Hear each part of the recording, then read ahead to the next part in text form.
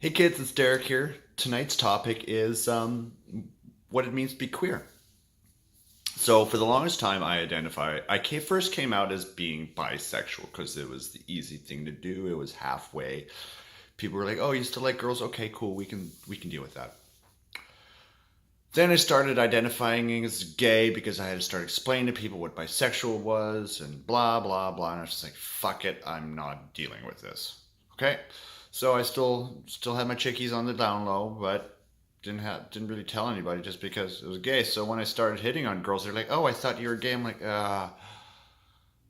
well, I identify as gay just because it's easier than explaining to you that I like girls and boys and whatever."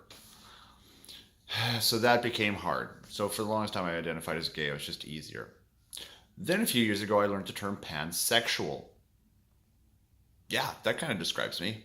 Homo romantic for the most part, but I am pansexual. I will do anything that's hot. Girl, boy, anything in between.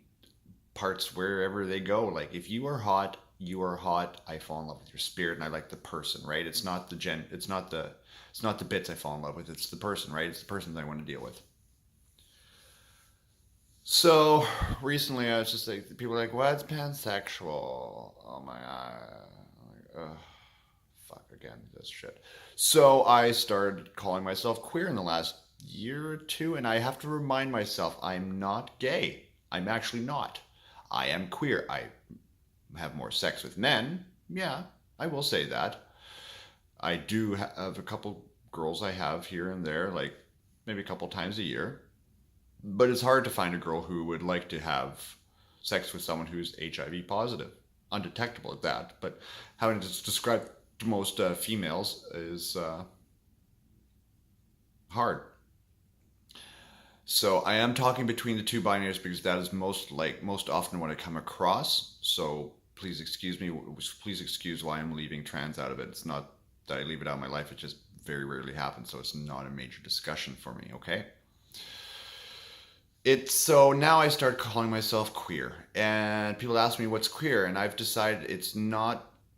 I don't have to explain my queerness to you. I don't.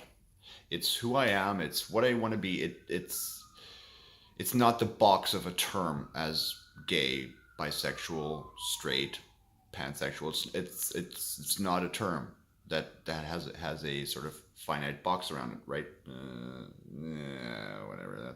That's a box. That's a box. That's a box. So there's that, and it's definitely interesting. It's like haven't it's freeing. I have to remind myself, and people still say, "Oh, I thought you were gay." No, I'm queer, and queer comes to queer comes to mind in two terms. Okay, a lot of people still think it's a derogatory term. I don't. I don't. It's to me. I'm used to now the LGBTQIA2S plus lesbian, gay, bisexual, transgendered, intersex, asexual, two-spirit, and anything else. Okay, I'm used to that. So when I say queer, it means anybody that doesn't fit the societal norm. I just prefer the term queer. It does we don't have to describe our sexuality to anybody or lack thereof if that's your thing. It doesn't matter. I shouldn't have to explain myself to you what I like and why I like it. Being queer is just freeing. I'm okay with myself. I encourage you to start doing so, start taking that thing back. Sometimes I even call myself fag or faggot. Fuck, look at the radical fairies. They're all faggots. They call themselves that. It's amazing. I call myself a fag here and there, but that's me, right? I just like calling myself a fag. It's fun. The looks you get from people. So yeah, it's like I am queer. I am happy to be queer. That's who I am. So I encourage you to all start, as I talking about yesterday, peeling away the layers of who you are, of what society taught you about who you are, and becoming yourself. I am in the process of doing that. I am on the tail end of learning how to be just queer, not having to explain myself. So that's it for this evening. I'm Derek, and I'm queer, and I don't have to explain it to you. Good night.